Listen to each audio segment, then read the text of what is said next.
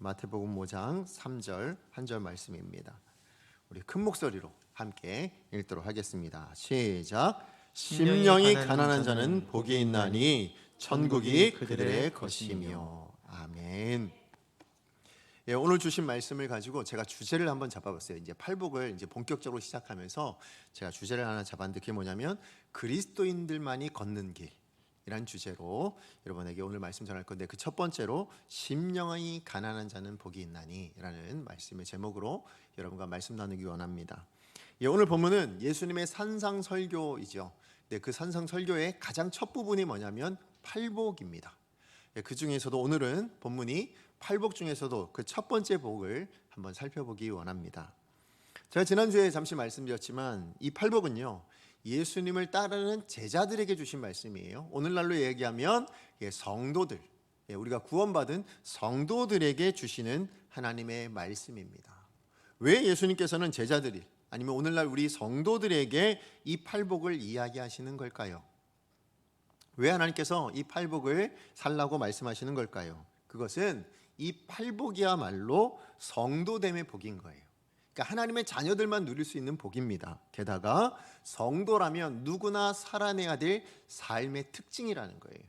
그러니까 하나님의 자녀들만 이런 특징을 가질 수 있기 때문에 이 말씀을 우리 가운데 주시는 것입니다. 다시 얘기해서 천국 백성, 하나님의 자녀라면 누구라도 이 땅을 살아가는 동안에 팔복의 삶은 살아내야 되는 겁니다. 반드시 살 수 있어야 하는 겁니다. 그래서 이 팔복을 사는 자를 향하여 예수님 뭐라 말씀하셨어요? 세상의 소금이고 세상의 빛이다 라고 말씀하신 것입니다. 팔복은 그래서 복을 얻는 조건이 아니라고 제가 말씀을 드렸어요. 팔복은 내가 이렇게 심령이 가난하게 살면 하나님이 천국이라는 것을 주시는 것이다. 그래서 이 세상 누구라도 심령만 가난해지면 천국을 누릴 수 있다, 이렇게 말할 수 없는 거예요. 다시 얘기해서 복된 존재만, 하나님께 복을 받은 사람들만 살아내야 되는 것, 살 수 있는 것, 그게 바로 이 팔복입니다. 그래서 여러분, 우리 구약시대의 말씀 제가 잠깐 언급드렸던 것 같아요. 지난주에 출애굽했을 때 이스라엘들이, 백성들이 애굽에서 이제 탈출하여 출애굽했을 때 비로소 하나님께서 뭘 주셨어요? 애굽이란 나라에서 하나님의 말씀을 주시고 너희들 이 말씀대로 살아내면 내가 구원해 주실게, 그렇게 말하지 않았어요. 어떻게 하셨어요? 먼저 구원하시고 그 다음에 시내산에 이르렀을 때 뭘 주셨어요? 말씀을 주셨어요. 왜 그렇게 주셨다고요? 너 내가 구원했으니까 이제 하나님의 백성답게 살 수 있어야지. 그래서 그렇게 살아내라고 주신 말씀, 그게 바로 율법이었다라는 것입니다. 마찬가지로 오늘 말씀도 마찬가지로 예수님께서 왜 제자들에게, 예수님을 따르는 제자들에게, 오늘날 우리 성도들에게 이 팔복을 말씀하시는가? 내가 너를 구원했으니까, 예수 그리스도를 믿고 구원받은 하나님의 사람들이니까 하나님의 사람답게 살았으면, 천국 백성답게 살기를 원한다. 그래서 주신 말씀이 뭐라고요? 팔복이라는 것입니다. 그래서 여러분, 다시 한번 말씀드려요. 이 세상 어떤 사람도요, 이 팔복의 말씀을 살아낼 수 있는 사람은 없어요. 그러니까 불신자들은, 하나님을 알지 못하는 사람들은요, 누구도 심령이 가난해질 수 없는 거예요. 오직 하나님께 구원받은 사람만, 성도들만, 하나님의 백성들만 심령이 가난해질 수 있는 겁니다. 그리고 그 심령이 가난해진 우리가 뭘 누릴 수 있다고요? 이 땅에서도 천국을 누릴 수 있다. 이 땅에서도 천국에 누리는 그 행복, 그 기쁨을 만끽하며 그렇게 누리며 살아갈 수 있다라는 것입니다. 그래서 여러분, 팔복은요, 오늘 말씀하시는 이 팔복은 성도들만 살 수 있는 말씀이에요. 그래서 여러분, 하나님의 사람 안에 누가 역사하실까요? 성령님이 역사하시잖아요. 그래서 우리가 하나님, 제가 이 팔복을 살아내겠습니다 라고 결단하고 우리가 실천하려고 노력하면 누가 도와주실까요? 우리 안에 계신 성령님께서 그 삶을 살 수 있도록 도와주신다라는 것입니다. 그렇기 때문에 천국 백성이고 하나님의 자녀된 우리는 세상 사람들과 완전히 다른 삶을 살아야 돼요. 우리가 세상보다 조금 나은 삶을 사는 사람들이 아닙니다. 세상 사람들보다 조금 더 낫고 조금 더 거룩하고 그런 삶이 아니라 완전히 다른 삶, 완전히 다른 기준을 가지고 살아내는 삶, 그게 바로 하나님의 백성들. 그래서 예수님께서 뭘 얘기하셨다고요? 팔복을 이야기해 주셨어요. 그리고 그런 삶을 사는 사람을 뭐라고 부르셨다고요? 세상의 소금, 세상의 빛이라고 부르신다고요. 자, 그런데 문제가 있습니다. 무슨 문제입니까? 그렇게 세상이 소금이고 세상이 빛으로 부르심을 받았는데, 그렇게 또 우리가 살아야 되는데, 그런 하나님의 자녀된 우리가 세상과 별반 다를 것 없이 살아가고 있다는 게 문제였다는 거예요. 그래서 지난주 말씀드렸던 앤디 스탠리 목사님이 뭘 얘기하셨다고요? 세상이 우리를 미워할 수는 있어도, 성도는 세상이 우리를 미워할 수는 있어도 무시할 수 있는 존재가 아니다. 그게 1세기를 살아냈던 우리 믿음의 선배들의 삶의 모습이었다, 그렇게 이야기했습니다. 그런데 오늘 우리가 사는 삶은 뭐예요? 우리가 믿는 신앙의 내용도 무시를 당하고 있을 뿐만 아니라, 그래서 뭐라고 얘기합니까? 예수를 믿어? 아니, 내 주먹을 믿어. 이렇게 얘기하는 세상이에요. 나를 믿고 살아가겠다고, 돈을 믿고 살아가겠다고 그렇게 이야기합니다. 더 나아가서 하나님마저도 무시당하는 그런 세상을 살고 있는 거예요. 왜 그렇다고요? 여러분, 마하트마 간디라는 분 아시죠? 인도의 비폭력, 그걸 말씀하셨던, 바로 그분이 이런 얘기를 했어요. 무슨 얘기를 했냐면, 그리스도는 좋지만 크리스천은 싫다. 왜 그랬을까요? 크리스천은 그리스도를 너무 안 닮았다. 예수님은 좋습니다. 예수님 말씀하신 삶은 너무 좋아요. 예수님 교훈하셨던 그 말씀들은 너무 좋습니다. 그런데 그 말씀을 따라 구원받았다고 이야기하는 크리스천, 그리스도인들은 싫습니다. 왜요? 그렇게 안 사니까, 그렇게 살아내질 못하니까, 예수님을 닮지 않았으니까. 그래서 저는 크리스천은 싫습니다. 저는 이 간디의 말이 오늘날 이 세상에 우리를 향하여 보는 세상 사람들의 모습이라고 생각합니다. 그리스도는 좋아요. 성경 말씀이요? 괜찮아요. 그런데 그 삶대로 살지 못하는 저들을 바라보니 저는 기독교가 싫습니다. 그렇게 이야기하는 겁니다. 그러니까 하나님의 자녀가 하나님의 자녀대로 살지 못하니까, 천국 백성이 천국 백성답게 살지 못하니까 기독교가 무시를 당하는 거예요. 하나님이 무시를 당하는 거예요. 그러나 반대로 생각하면, 그럼 뭐라고 생각할 수 있어요? 성도가 정말로 세상과 다른 기준을 가지고 살아간다면, 그렇다면 뭐예요? 세상은 우리를 더 이상 무시하지 않을 줄로 믿습니다. 그래서 마틴 로이드 존스 목사님께서 이 산상설교라는 책을 쓰셨는데요, 그 안에 이런 내용이 있어요. 크리스천들이 세상과 다를수록 더 환한 세상의 빛이 될 수 있다. 복음의 영광은 교회가 세상과 완전히 다를 때 세상을 강하게 끌어당긴다. 맞다고 저는 생각합니다. 우리가 복음을 가지고 온전히 살아낼 때에, 우리가 하나님의 말씀을 가지고 온전히 살아낼 때에 세상이 우리를 매력 있게 느낄 거예요. 다시 얘기해서 성도가 성도다워지고 교회가 교회다워진다면 세상이 매력을 느끼는 기독교, 세상이 거부할 수 없는 복음이 되어지는 줄로 믿습니다. 그런 의미에서 우리는 팔복을요, 그냥 듣고 아는 지식, 그래 팔복에 이런 내용들이 있지, 그래 팔복하면 심령이 가난한 자부터 시작해, 이런 지식적인 아는 내용이 되지 않기를 원합니다.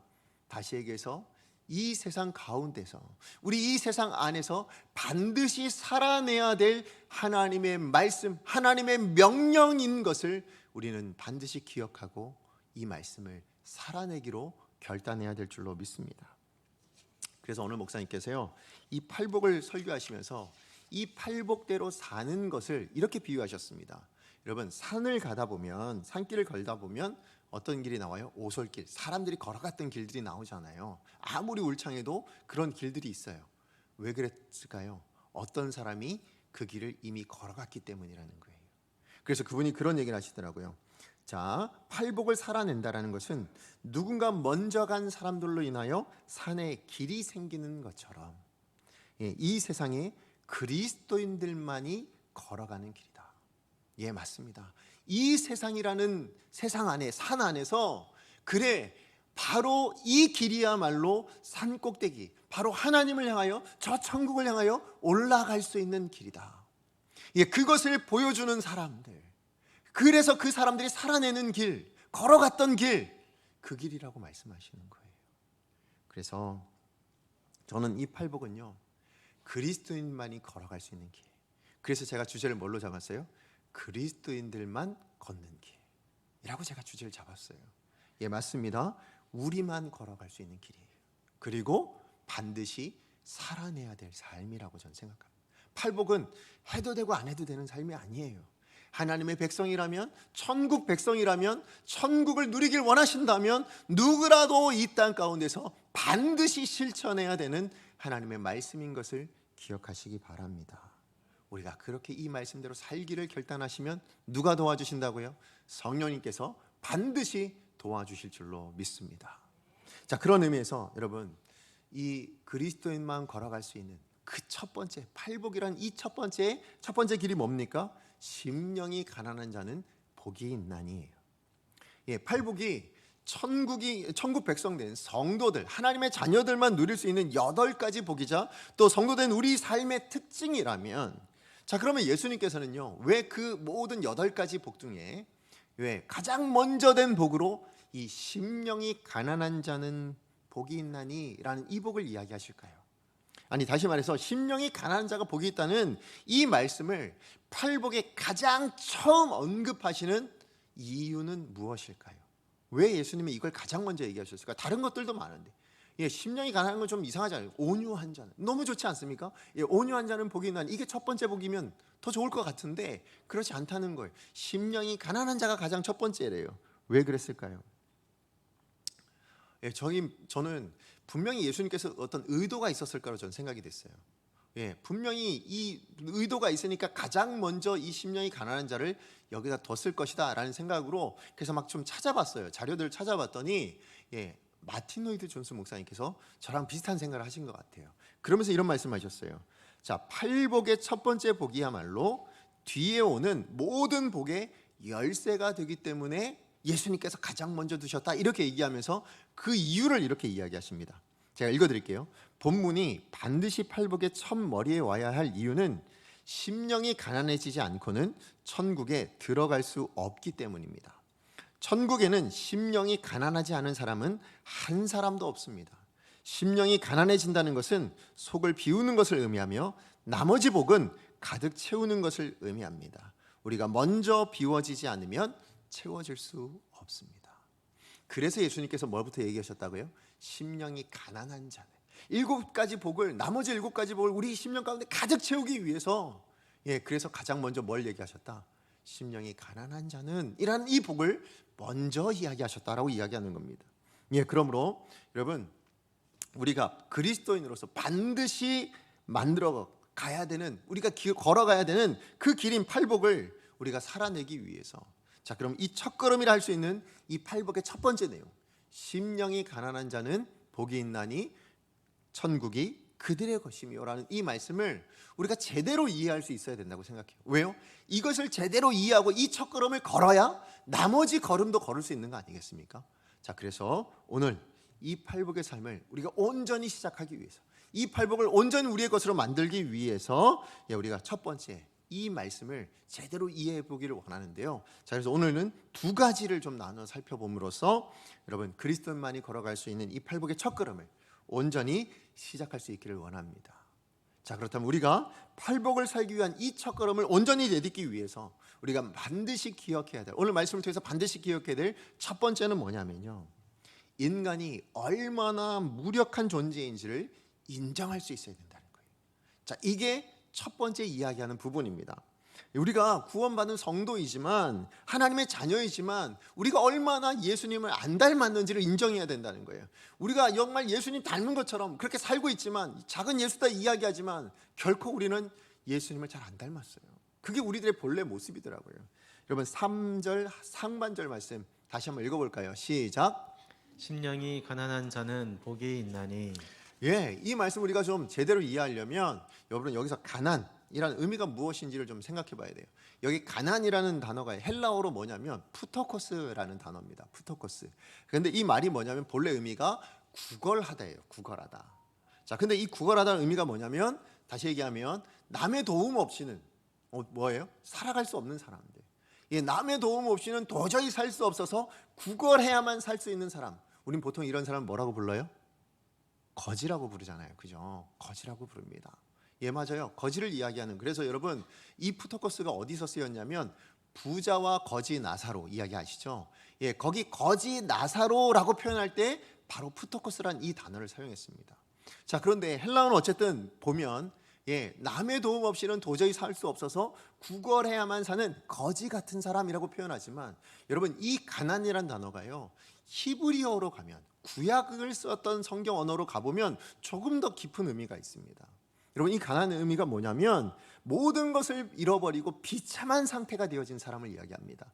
또 어떤 의미가 있냐면 모든 의욕과 기력을 그래서 완전히 상실한 사람, 낮아지고 비천해서 위축되고 웅크려 있는 사람, 그래서 뭐하냐면 이런 모든 상태에서 고통받고 있는 사람, 그걸 가난이라는 이 단어로 표현합니다. 가난한 자, 거지를 이런 표현으로 하는 거예요. 그래서 가난은요, 고난, 고통, 이런 단어와 뗄래야 뗄 수 없는 관계. 그래서 히브리어를 보면 여러분 이 가난이란 단어가 고난으로 쓰일 때도 있고요, 고통이란 단어도 쓰일 때가 있었어요. 이게 번갈아 가며 이렇게 쓰이더라고요.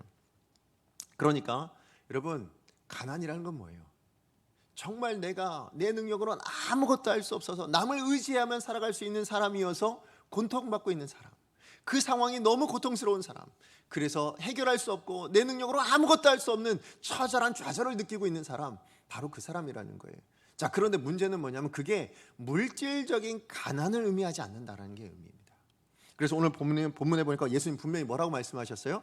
심령이 가난한 자는 이라고 얘기하는 거예요. 자, 그럼 여기서 얘기하는 심령이 무슨 말이냐? 여러분 이 심령이라는 건 푸뉴마티라는 말인데요, 이 말의 단어의 의미가 뭐냐면 영 아니면 호흡이라는 의미가 있습니다.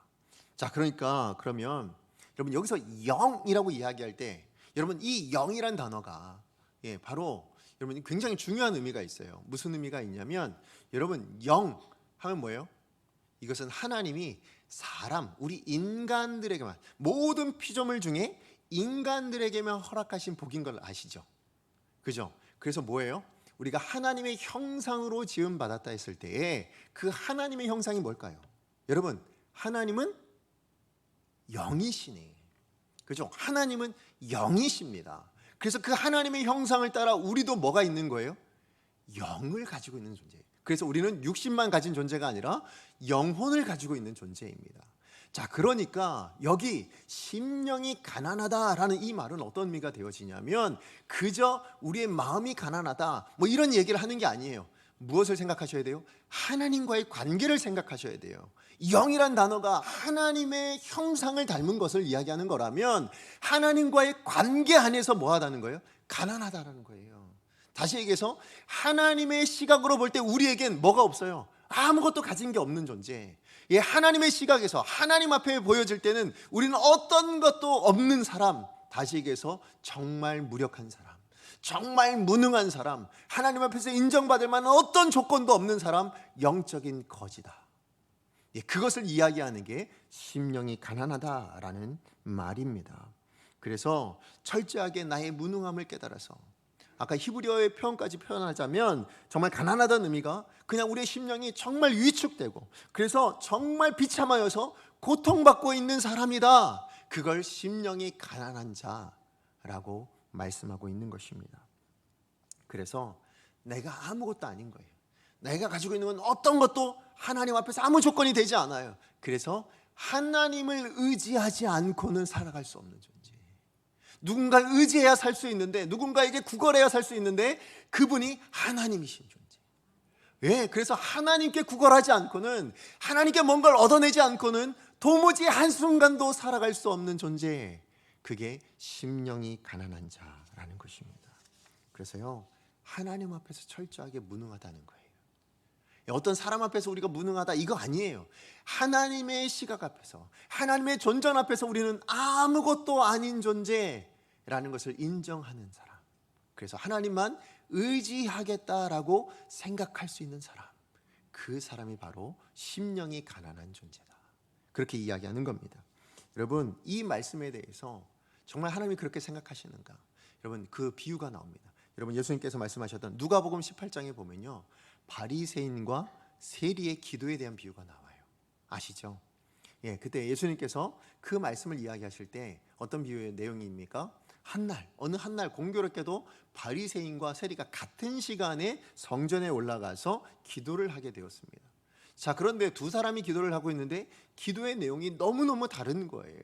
먼저 우선 바리새인이 뭐라고 기도합니까? 다른 사람과 자신을 비교하면서 그러면서 이렇게 기도합니다. 제가 다른 사람과 다르게 토색하지도 않았습니다. 제가 불의하지도 않았고요, 간음하지도 않았습니다. 게다가 저기 기도하는 세리와 다르게 저는 그렇게 살았습니다. 그렇게 하나님 앞에 기도합니다. 그리고 뭐라고 얘기하냐면 제가 1에 2번씩, 다시 얘기해서 일주일마다 2번씩 금식도 했고요, 제가 11조도 드렸습니다. 무슨 얘기예요? 그러니까 하나님, 제가 남들보다 조금 더 나은 삶을 살았어요, 저는. 그리고 하나님 앞에 나은 생활을 하고 있었습니다. 그러니까 하나님 저를 인정해 주셔야죠. 하나님 제 기도 받아 주셔야죠. 이렇게 기도하고 있었다라는 거예요. 다시 얘기해서 이 바리새인은 자기 의를 내세우고 있었어요. 내가 한 것으로 하나님께 마땅히 나는 복을 받아야 되지 않겠습니까? 하나님, 나는 마땅히 정말 내가 누려야 될 것 이 세상에서 누리고 살아가야 되지 않겠습니까? 이렇게 하나님 앞에 간구하고 있었던 거예요. 반면에 세리는 뭐라고 합니까? 감히 하늘을 향해 눈도 들지 못합니다. 고개도 들지 못해요. 그리고 뭐라고 기도해요? 하나님, 불쌍히 여겨주십시오. 하나님, 저는 죄인입니다. 정말 저를 불쌍히 여겨주십시오. 가슴을 치며 하나님 앞에 그렇게 기도했다라고 이야기합니다. 여러분, 근데 이 두 사람의 기도 중에 누구의 기도를 하나님께서 받으셨다고요? 예수님께서 이렇게 말씀하셨어요. 우리 누가복음 18장 14절 말씀입니다. 같이 한번 읽어봅니다. 시작. 내가 너희에게 이르노니 이에 저 바리새인이 아니고 이 사람이 의롭다 하심을 받고 그의 집으로 내려갔느니라. 무릇 자기를 높이는 자는 낮아지고 자기를 낮추는 자는 높아지리라 하시니라. 누구의 기도를 받으셨다고요? 세리의 기도를 받으셨다고요. 세리가 의롭다함을 하나님께 받고 자기 집으로 돌아갔다고 그렇게 이야기합니다. 반면에 예수님께서 바리새인의 기도를 가지고 뭐라고 얘기하셨어요? 자기를 높이는 것이라고 얘기하고 있어요. 그래서 이 바리새인의 기도를 두고 지금 C.S. 루이스라는 분이 이렇게 이야기했습니다. 제가 읽어드릴게요. 신앙생활을 하면서 우리 자신을 다른 사람과 비교할 때 좀 더 선하다, 좀 더 낫다, 좀 더 거룩하다라는 생각이 들 때마다 우리는 하나님의 지배를 받지 않고 악마의 지배를 받아서 행동하는 사람이다. 왜냐하면 그런 마음의 태도는 영적 교만이라고 하나님이 선언하셨고 그런 교만한 자를 하나님이 대적하시기 때문입니다. 다시 얘기해서 여러분, 바리새인의 문제가 뭐예요? 내가 하나님 앞에서 어떤 존재인지를 보지 않고 다른 사람보다 조금 더 나은 존재, 세상 사람보다 내가 조금 더 낫고요, 제가 우리 교회 안에서도 내가 어떤 사람보다 내가 좀 더 낫지 않습니까? 저는 조금 더 낫게 신앙생활 했으니 하나님 제게 복을 주셔야죠. 누구를 기준으로 두고 있어요? 타인을 기준으로 두고 있어요. 다른 사람을 기준으로 두고 내가 조금 더 낫는 것을 가지고 하나님 앞에 복을 주셔야죠 라고 이야기하고 있다는 거예요. 그런데 하나님은 그것을 뭐라고 하신다고요? 교만이라고 말씀하신대요. 자기를 높이는 것이라고 얘기한대요. 자기 의를 주장하는 것이라고 말씀합니다. 그리고 C.S. 루이스의 말씀대로라면 그것이 악마의 지배를 받고 있는 것이다. 무서운 말씀이죠. 그래요. 우리는요, 남들보다 조금 나은 삶을 사는 사람들이 아닙니다. 다시 한번 말씀드려요. 세상보다 나은 삶을 사는 사람이 아니에요. 분명히 기억하셔야 됩니다. 우리는 어떤 존재라고요? 세상과 다른 삶을 사는 사람들, 세상과 다른 기준을 가지고 살아가야 되는 사람들이다 라고 말씀합니다. 그렇기 때문에 세리의 기도가 하나님 앞에 인정받을 수 있었던 거예요. 하나님 앞에서 아무것도 아닌 자신의 모습을 보고 불쌍히 여겨달라고 하나님께 간구하고 있으니까 하나님께서 그것을 인정해 주셨다라는 것입니다. 맞아요. 심령이 가난하다라는 것은 하나님 앞에서 하나님의 시선으로 우리 자신을 보는 겁니다. 하나님의 기준으로 볼 때 여러분, 우리에게 자랑할 것이 있습니까? 어떻게 생각하세요? 하나님의 기준으로 볼 때 하나님을 만족시킬 것이 우리 가운데 있을까요? 없습니다. 여러분, 하나님을 만족시킬 수 있는 것은 단 하나 있어요. 그게 뭘까요? 예수 그리스도 외엔 없는 줄로 믿으시기 바랍니다. 예수 그리스도로 말미암아 우리가 하나님의 자녀된 거지, 우리 안에 어떤 의의가 있어서 구원받은 거 아니에요. 우리가 어떤 자랑할 만한 것이 있어서 하나님 앞에 인정받을 만한 것이 있어서 우리가 구원받은 것이 아닙니다. 하나님은 예수 그리스도를 바라보시고 우리를 위해 죽으신 그 예수 그리스도로 말미암아 우리를 택해 주신 거예요. 우리를 구원해 주신 거예요. 우린 자랑할 것이 없어요. 여러분, 그런 의미에서 여러분, 우리 신앙의 연수가 자랑이 되겠습니까? 아니라고요. 제가 아까 우리 기도할 때도 말씀드렸지만 제가 40년을 신앙생활 한 게 하나님 앞에 복받을 만한 근거일까요? 몇 대에 걸쳐서 신앙생활하는 게 하나님 앞에 복받을 만한 근거입니까? 여러분, 그동안 열심히 기도하신 것이 하나님 앞에 복받을 만한 근거예요? 여러분, 말씀을 그렇게 열심히 읽으신 것이 하나님 앞에 복받을 만한 근거일까요? 아닙니다.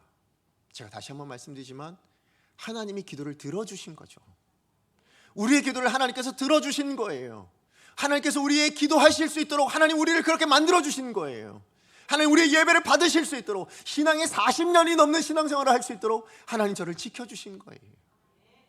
그건 하나님의 은혜죠. 하나님의 능력이죠. 제가 무엇을 했다고요? 하나님이 저를 돌보지 않으셨다면, 하나님 저를 인도하지 않으셨다면 제가 이 자리에 목사를 하고 있었을까요? 아니요. 저는 그런 존재가 아닙니다. 맞아요. 그런 의미에서 보면 우리의 신앙 연수는 자랑거리가 아니에요. 누구를 자랑할 수 있는 자랑이에요? 하나님이 나를 그만큼 지켜주셨다는 자랑이에요. 하나님 나를 그만큼 인도해 주셨다는 자랑이에요. 우리가 자랑거리가 아니라 하나님의 이름이 선포되어야 되고 하나님의 영광이 나타나야 될 이름이죠. 그 복인 거예요. 그 복을 우리가 받은 거예요. 그런데 그걸 근거로 하나님 앞에 복을 구한다고요? 그걸 근거로 하나님 저 이만큼 살았으니까, 저 이만큼 잘했으니까 저한테 은혜도 주시고 저한테 복도 주시고 물질도 주시고 그럴 수 있냐는 거예요. 아닙니다. 그럼 우리가 반드시 기억해야 될 건 뭐냐면, 그럼 우리는 어떻게 은혜 받아요? 그럼 우리는 어떻게 복을 받나요? 여러분, 복 받을 근거는 이미 여러분에게 있어요. 여러분, 무엇 때문에 우리가 복을 받습니까? 여러분이 하나님의 자녀니까 받는 거예요. 여러분, 아버지한테 뭔가를 얻을 때 무슨 조건이 있어서 받으세요? 여러분, 부모님께 뭔가를 얻을 때 뭔가 조건이 있어서 받으세요? 아니요. 왜 받습니까? 제가 제 자녀에게 용돈을 줍니다. 왜 줍니까? 제 자녀니까 주는 거예요. 그죠? 다른 이유 없습니다. 제 자녀니까 주는 거예요. 제 사랑하는 아들이니까 주는 겁니다. 예, 맞아요. 우린 이미 하나님의 자녀인 거예요. 하나님이 누구라고요? 우리의 아버지이신 거예요. 그래서 받는 겁니다. 여러분의 존재가 이미 하나님께 복 받을 만한 존재여서 하나님이 여러분에게 복을 주시고 우리가 하나님 앞에 복을 달라고 이야기할 수 있는 거예요. 간구할 수 있는 거예요. 우리가 뭔가를 잘해서가 아니에요. 잘 못해도 우리는 누구라고요? 하나님의 자녀들이니까요.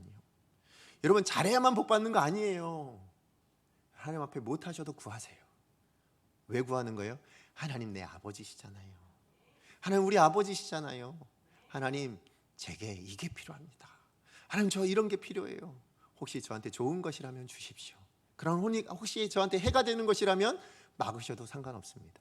이게 자녀된 마음인 거예요. 그래서 여러분, 복을 받을 이유는 내가 잘해서가 아니라, 내가 뭔가 해서가 아니라 뭐라고요? 내가 누구의 자녀니까? 하나님의 자녀니까. 여러분, 이것을 인정하시고, 예, 맞아요. 우리는 아무것도 아니에요.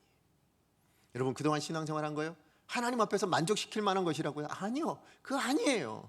무엇을 얼만큼 잘해야 하나님을 만족시킬 수 있을까요? 없어요. 예수님 한 분 외에는 없어요. 그래서 우리는 무엇으로 기도해요? 예수님의 이름으로 기도하는 거예요. 예, 그러므로 여러분, 이 땅에서의 행복은 내가 가진 어떤 것으로 되지 않습니다. 내가 만들어낸 무엇으로도 행복할 수 없어요. 세상의 그 어떤 가치관으로도 되지 않습니다. 오직 무엇으로만 됩니까? 하나님으로만 됩니다. 오직 하나님만이 주실 수 있어요. 그러므로 이 사실을 인정할 때, 내가 하나님 앞에 아무것도 아니라는 사실을 우리가 인정하고, 다만 하나님이 나의 아버지 되신다는 그 사실을 인정할 때 천국의 은혜가 오늘 저와 여러분에게 주시는 하나님의 은혜가 될 줄로 믿습니다. 자, 그런가 하면 두 번째, 우리가 팔복을 살아내기 위해서 첫걸음으로 걸어야 될, 반드시 기억해야 될 두 번째는 뭔가 하면요, 우리가 우리 자신을 비울 때 비로소 하나님께서 채워주신다는 사실을 기억해야 해요. 3절 말씀 우리 다시 한번 읽어봅니다. 시작. 심령이 가난한 자는 복이 있나니 천국이 그들의 것이미요. 예, 여기 말씀에 보면 심령이 가난한 자는 복이 있나니, 예, 심령이 가난한 자는 이미 복을 받았어요. 이미 복이 있는 자입니다. 그러면서 뭘 주시길 원하시는 거예요? 천국이 그들의 것이니라. 예, 천국을 이 땅에서 누리고 살아갔으면 좋겠다. 천국은 다만 하늘에서 우리가 죽어야만 누리는 나라가 아니라 이 땅에서 누리도록 준 나라이니 너희 이 천국을 누리며 살아가라. 이게 누구의 마음이라고요? 하나님의 마음이라고요. 예, 하나님이 이 땅에서 우리가 천국 누리기를 원하시는 줄 믿으시기 바랍니다. 천국의 행복, 천국의 기쁨을 누리며 살아가기를 하나님은 기뻐하세요. 그런데 문제는 뭐라고요? 우리가 천국을 못 누리고 살아요. 우리가 천국에서 누리는 그 기쁨, 행복, 그 안전함, 이걸 우리가 못 누리고 살아갑니다. 두려움을 날마다 느끼며 그렇게 살아가요. 왜 그럴까요? 무엇 때문일까? 이유는 심령이 가난해지지 않아서요. 여러분, 아까 제가 말씀드렸던 마틴 로이드 존스 목사님 말씀 기억하세요? 심령이 가난해진다는 것은 뭐 하는 것이라고요? 속을 비우는 것이라고 얘기합니다. 그러면서 나머지 복은 가득 채우는 것이다. 다시 얘기해서 첫 번째 복인 이 심령이 가난해지는 것은 비우는 것이라면 나머지 7개의 복은 그 비워진 마음에 채워지는 것이다. 지금 그 얘기를 하신 거예요. 그러면서 뭘 얘기합니까? 우리가 먼저 비워지지 않으면 뭐 할 수 없다고요? 채워지지 않는다고 말씀하십니다. 예, 맞는 말이죠. 그렇죠? 비워져야 채워지죠. 예, 다른 것으로 가득 채워져 있는데 어떻게 거기에 또 다른 것을 담을 수 있나요? 비워내야 담을 수 있는 겁니다. 그런데 하나님께서는 우리 마음 가운데 천국을 담고 싶은데, 천국의 그 은혜를 누리게 하고 싶은데 우리 속에 뭐가 가득 차 있어요? 우리 것들로 가득 차 있는 거예요. 세상의 것들로 가득 채워져 있는 거예요. 내 욕심으로만 가득 채워져 있는 거예요. 내가 원하는 것들로만 가득 채워놓으니까 하나님의 것이 들어갈 자리가 없는 거예요. 그러다 보니 하나님께서 그럼 어떻게 하셔요? 그래, 네 원하는 대로 살아라 이러실까요? 아니더라고요. 때로는 하나님께서 그런 하나님의 자녀들의 그 마음 가운데 담겨 있는 걸 비워내시는 일들을 하실 때가 있어요. 여러분, 야곱이 그렇지 않습니까? 성경에 보시면 야곱이, 여러분, 야곱이 어떤 사람이에요? 형의 장자권을 얻기 위해서 뭐예요? 예, 어머니랑 속이죠. 형을 속여요. 그리고 또 그 축복을 얻기 위해서 어머니랑 함께 합작해가지고 뭐예요? 아버지도 속이고 에서 형도 그렇게 속입니다. 그래서 장자권도 얻고 또 아버지로부터 형 에서가 받아야 될 그 축복도 다 가로채는 바로 그 사람이 야곱이었어요. 그러니까 야곱의 인생에 뭐만 채워져 있어요? 예, 자기가 결정한 거예요. 자기가 취한 거, 자기가 노력해서 얻은 거, 그것으로 가득 채워져 있었습니다. 자, 그런데 그때 하나님께서 그 야곱을 그냥 내버려 두시지 않는 거예요. 어떤 일이 있습니까? 에서가 자기를 죽일까 봐 염려하는 마음이 생겨서 어떻게 해요? 그냥 부랴부랴 도망을 칩니다. 어디로? 삼촌 라반의 집으로 도망을 칩니다. 그리고 그 도망간 첫째 날 어디에 머물게 됐어요? 광야에서 머물게 됐어요. 그리고 광야에서 이제 어두워지니까 잠을 청합니다. 돌베개 하나를 베고 잠을 청하게 되어집니다. 여러분, 그 순간을 여러분 한번 상상해 보세요. 야곱이 자기의 모든 것을 사랑하는 어머니, 또 좀 미움을 받았지만 그래도 아버지, 형에서 이 모든 것을 다 버리고 다 이제 없잖아요. 아무것도 가진 게 없어요. 혈혈단신 혼자 겨우 도망 나왔어요. 그리고는 광야에서 돌베개를 베고 누워있는 그 상황, 하나님께서 다 비워내신 거예요. 자, 그랬을 때 하나님께서 찾아오십니다. 누굴 찾아오세요? 야곱을 찾아오십니다. 그리고는 하나님께서 약속을 해주세요. 뭘 약속하십니까? 지금 누워있는 너의 이 땅을 너와 너 자손에게 주시겠다고 약속을 하세요. 그리고 또 뭐라고 말씀하시냐면 내가 어디를 가든지 하나님이 너와 동행하겠노라고, 내가 너와 동행하겠노라고 약속하십니다. 그랬을 때 야곱이 뭐라고 고백합니까? 우리 창세기 28장 16절 말씀이에요. 같이 한번 읽어봅니다. 시작.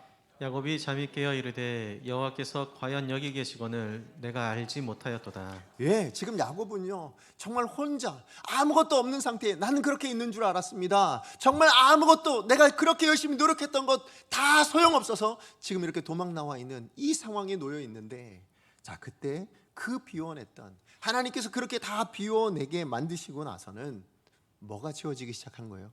야곱이 알기에, 경험하기에 하나님의 약속이 채워지고 하나님이 그분과 함께 인생이 동행해 주시겠다는, 다시 얘기해서 하나님으로 채워지는 인생이 되게 하셨다. 그걸 야곱이 깨달았다는 거예요. 그래, 내 것을 다 비워냈더니 하나님이 채워지는구나. 여러분, 이 경험이요 베드로도 있어요. 여러분, 베드로가 예수님을 처음 만난 날, 베드로의 모습을 기억하십니까? 그는 어부였죠. 그는 평생의 갈릴리 호수에서 고기를 낚으며 그 고기로 자기의 피로도 채우고 가정의 피로도 채웠던 바로 그 사람이에요. 그래서 고기는 굉장히 소중한 거죠. 그죠? 자기 모든 필요를 채울 수 있는 것들이니까. 그리고 아마 평생을 그렇게 살면서 모든 것을 다 공급받았던 것 같아요. 정말 열심히 어부로서 잘 살았던 것 같습니다. 자, 그런데 그랬던 그에게 예수님과 만나는 일생이 때에 사건이 일어납니다. 그죠? 자, 그때 어떤 일이 있었습니까? 그때 베드로가 뭐 했어요? 전날 밤에 밤새도록 그물을 내렸어요. 밤새도록 그물을 내렸는데 한 마리도 못 잡은 거예요. 여러분, 그날따라 운이 없어서 그랬을까요? 여러분, 낚시하는 사람들 그런 얘기 하더라고요. 어복 얘기를 하더라고요. 여러분, 정말 그날은 따라 어복이 없어가지고 그래서 못 잡았을까요? 예, 언젠가 이찬수 목사님이 쓰신 이 부분에 대해서 책을 쓰신 내용 가운데 이런 내용이 있더라고요. 베드로에 대한 이야기를 쓰시면서 이런 얘기를 했어요. 이 부분에 대해서 예수님께서 밤새도록 고기를 쫓고 계셨다. 전 이 말에 동의가 되더라고요. 예, 맞아요. 예수님께서는요, 지금 베드로를 만나는 그 순간에 만나야 되는데 그 전에 뭐부터 하시는 거예요? 베드로에게 가득 채워져 있었던 저 물고기가 있으면 내 피로도 채우고 내 가정의 피로도 채우고 내가 안전할 수 있고 내가 건강할 수 있고 내가 모든 것을 다 할 수 있는데 라는 그 마음을 비워내셨다라는 거예요. 아무것도 없을 수 있도록 완전히 비워내신 거예요. 그래서는 그리고 비워내신 그 마음 가운데 예수님이 찾아가십니다. 그리고 뭘 채워주세요? 하나님의 사명을 채워주시죠. 어떤 사명이요? 너로 이제 사람을 낚는 어부가. 그래, 네가 네 마음 가운데 가득 채웠던 그 물고기가 아니라 이제는 너의 마음 가운데 사람을 낚는 어부, 하나님의 꿈, 하나님의 사명, 하나님의 기대로 가득 채워진 인생이 되도록 하나님께서 만들어 주셨다라는 거예요. 그 인생이 되도록 하기 위해서 뭐부터 하셨다고요? 비워내는 일부터 하시더라. 예, 맞습니다. 그런 비움의 과정이 있어서 베드로가 어떻게 해요? 누가복음 5장 11절 말씀입니다. 같이 한번 읽어봅니다. 시작. 누가복음 5장 11절입니다. 시작. 그들이 베드로를 육지에 대고 모든 것을 버려두고 예수를 따르니라. 예, 베드로가 어떻게 했다고요? 그동안 자기를 가득 채웠던 모든 것들이요. 예, 물고기든 그 물고기를 잡는 배든 그물이든 심지어는 그 물고기로 내 모든 것을 채웠던 가족들까지 뭐예요? 다 내버려두고 누구를 쫓았다고요? 예수를 쫓았다. 예수를 내 인생에 가득 채우기로 결정했다. 그렇게 지금 이야기하고 있는 것입니다. 예, 맞아요. 모든 것을 비워내고 내가 가질 수 있는, 인생이 가질 수 있는 모든 것을 비워내고 예수로 채워진 인생, 그게 바로 베드로의 인생이었다. 지금 그렇게 말씀하는 겁니다. 여러분, 우리 이 교회를 다른 말로 뭐라고 불러요? 성전이라고 부르잖아요. 그죠? 여러분, 이 교회를 성전이라고 부르는 이유가 뭘까요? 성전을 왜 성전이라고 부릅니까? 이 십자가 달아나서 그런 거예요? 아니죠. 이곳이 성전이 되는 이유는 어디 있냐면 하나님이 임재하시는 곳이기 때문에 그래요. 그죠? 하나님이 임재하는 곳으로 지정해 주셨기 때문에, 하나님이 그렇게 약속하셨기 때문에 이것이 성전입니다. 그렇다면 성도는 어떨까요? 성도가 왜 성도일까요? 성도가 성도된 이유는 성도 안에 누가 계셔서? 하나님이 계실 때. 하나님이 계실 때 성도인 거예요. 우리 안에 하나님이 계신 사람을 성도라 부릅니다. 여러분, 성도이십니까? 아니면 세상 사람과 다름없는 그냥 세상의 것들로 가득 채워진 인생이십니까? 우리 인생이 세상의 것들이고 우리가 추구할 수 있는 것들만 가득 채웠다면 어떻게 성도라 부를 수 있을까요? 우리는 성도입니다. 무엇으로 채워져야 된다고요? 하나님으로 채워져야 돼요. 우리 것은 좀 비워내고 세상의 가치관들은 좀 비워내고 하나님으로 채워지고 하나님의 말씀으로 채워지고 복음으로 채워진 인생, 그 사람을 뭐라고 부른다? 성도라 부릅니다. 여러분, 성도이시길 원합니다. 하나님 앞에서 성도이시길 원해요. 그렇기 때문에 여러분, 성도된 우리, 그래서 우리의 마음을 하나님 앞에서 다 비워낸다면, 세상의 것들을 다 비워내고 내 욕심들을 다 비워낸다면 누구의 것으로 채워주실까요? 하나님의 것들로 채워주실 줄로 믿습니다. 천국을 채워주실 줄로 믿습니다. 성도이기 때문에 천국으로 채워진 인생을 우린 기대할 수 있는 거예요. 내가 기도해서 되는 게 아니고, 내가 기도를 며칠 하고 40일 금식 기도를 하고 그래서 채워지는 게 아닙니다. 우리가 누구이기 때문에? 성도이기 때문에, 하나님의 자녀이기 때문에 그래서 채워질 수 있는 인생입니다. 그러므로 여러분, 복 받으려고 신앙생활하지 마세요. 뭔가 문제를 해결하기 위해서 신앙생활하지 마세요. 우리가 하나님의 자녀이니까 하나님의 자녀답게 신앙생활 하시면, 그러면 부수적으로 따라오는 게 뭐예요? 복인 거예요. 여러분의 문제를 해결해 주시는 하나님의 능력이 따라오는 거예요. 우리는 성도답게 살면 됩니다.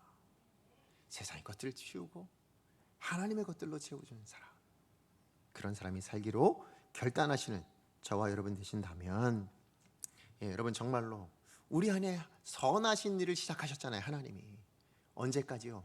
예수 그리스도의 날까지 성실하게 완성해 가실 줄로 믿습니다. 누가요? 하나님이. 그래서 우리가 천국을 누리게 하시고 하나님이 동행하시며 책임져 주시는 인생이 될 줄로 믿습니다. 말씀의 결론을 맺습니다. 세상 사람들은 갈 수 없고요, 오직 그리스도인만이 갈 수 있는 길이 바로 심령이 가난한 자가 복이 있나니 천국이 그들의 것이며의 길입니다. 팔복의 길인 거예요.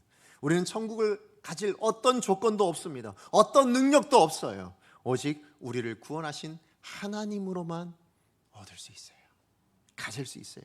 그 하나님께서 우리의 심령을 비워내시면, 우리가 우리의 심령을 비워낸다면 하나님의 천국으로 채워주시겠다고 오늘 본문에서 약속하고 계신다는 것을 우리가 기억하고 우리의 낮음을 인정합시다. 우리의 부족함을 인정합시다. 우리의 연약함을 인정합시다. 그렇게 된다면 그때부터 누가 일하실까요? 우리 안에 계신 예수님이 일하여 주실 줄로 믿습니다. 고린도후서 12장 9절 말씀이에요. 우리 같이 한번 읽어봅니다. 시작. 나에게 이르시기를 내 은혜가 내게 족하도다. 이는 내 능력이 약한 데서 온전하여짐이라 하신지라. 그러므로 도리어 크게 기뻐함으로 나의 여러 약한 것들에 대하여 자랑하리니 이는 그리스도의 능력이 내게 머물게 하려 함이라. 여러분, 우리가 비워내는 거예요. 내가 심령이 가난한 거, 그래서 내가 정말 영적인 거지와 같은 상태가 되었다, 이거 우리 부끄러운 거 아니에요. 우리 이거 지금 사도 바울은 뭐라고 얘기합니까? 나의 약한 것들에 대해서, 여러 약한 것들, 하나가 아니에요, 여러 가지 약한 것들에 대해서 뭐 한다고요? 자랑한다고 이야기합니다. 왜요? 그 약한 것을 통하여 뭐가 나타난다고요? 그리스도의 능력이 내게 머물게 되어지니. 여러분, 우리의 심령이 가난한 거요, 자랑이어야 됩니다. 내가 하나님 앞에서 아무것도 할 수 없는 존재라는 건 우리의 자랑이어야 합니다. 왜요? 그래야 천국이 우리 것이 되고, 그래야 그리스도의 능력이 우리의 것이 되니까. 여러분, 우리는 심령이 가난한 자, 이것이 여러분의 고백이었으면 좋겠고, 여러분의 인생의 모습이었으면 좋겠고, 그것이 여러분의 자랑이 되기를 원합니다. 그래야 할 때 여러분의 심령 안에 뭐가 임한다고요? 천국이 임하고, 오늘 말씀처럼 사도 바울의 고백처럼 그리스도의 능력이 머무는 삶, 그리스도의 능력이 함께하는 저와 여러분의 인생 될 줄로 믿습니다. 우리 말씀 기억하면서 우리 함께 찬양하기 원합니다. 찬송가 438장이에요. 내 영혼이 은총 입어. 은총 없이는 안 돼요. 은혜 없이는 안 돼요. 은혜를 입어 내 중한 죄짐 벗겨보니 슬픔 많은 이 세상도 뭐라고요? 천국으로 화한다고. 높은 산이 거친 들이 초막이나 궁궐이나 그 어떤 곳이랄지라도 내 주 예수 모신 것이 어디가 된다고요? 하늘나라가 된다고 얘기합니다. 여러분, 우리 안에 예수가 계시면, 우리 안에 하나님이 계시면 그곳이 천국입니다. 여러분, 예수를 모시고 여러분이 섰는 그 자리가 천국이 될 줄로 믿습니다. 우리 그 고백을 가지고 함께 찬양합니다. 내 영혼이 은총 입어.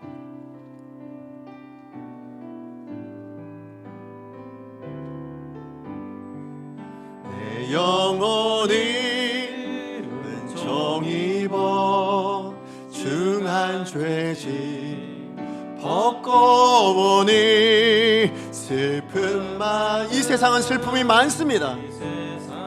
그러나 그것도 천국이 되게 해주십니다. 화도다 할렐루야 찬양하세.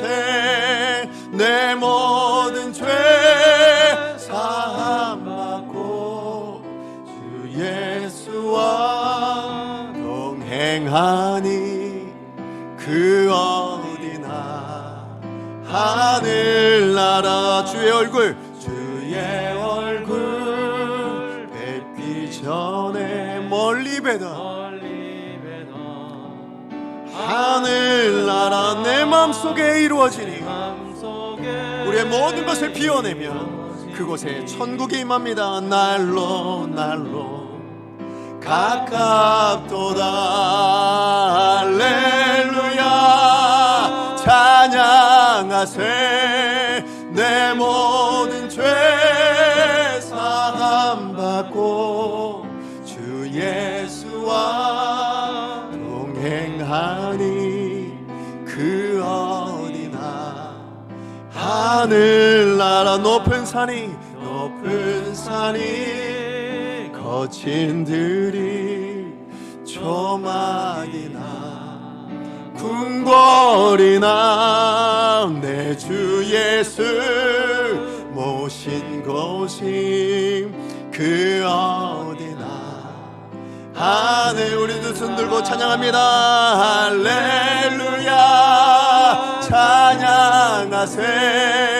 내 모든 죄 사함받고 주 예수와 동행하니 그 어디나 하늘. 할렐루야 찬양하세. 할렐루야 찬양하세.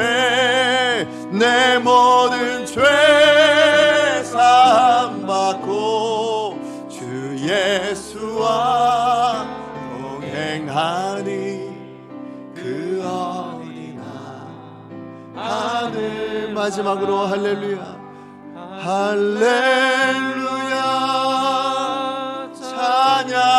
찬양하세. 내 모든 죄 사함받고 주 예수와 동행하니 그 어디나 하늘나라.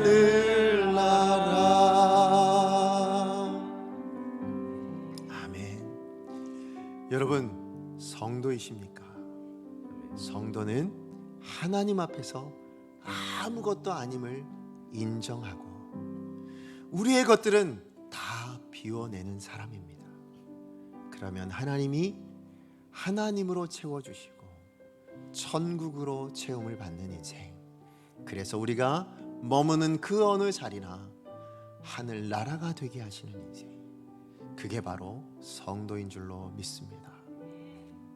심령이 가난한 자는 복이 있나니 천국이 그들의 것이며.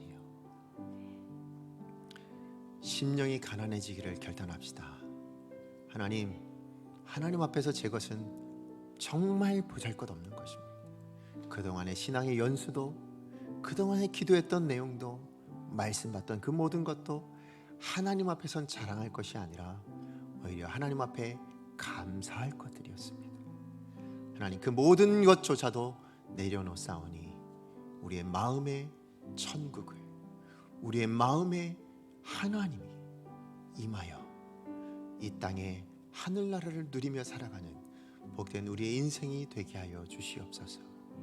주여 능력을 주옵소서. 한번 외치고 하나님 앞에 기도합니다. 주여 능력을 주옵소서.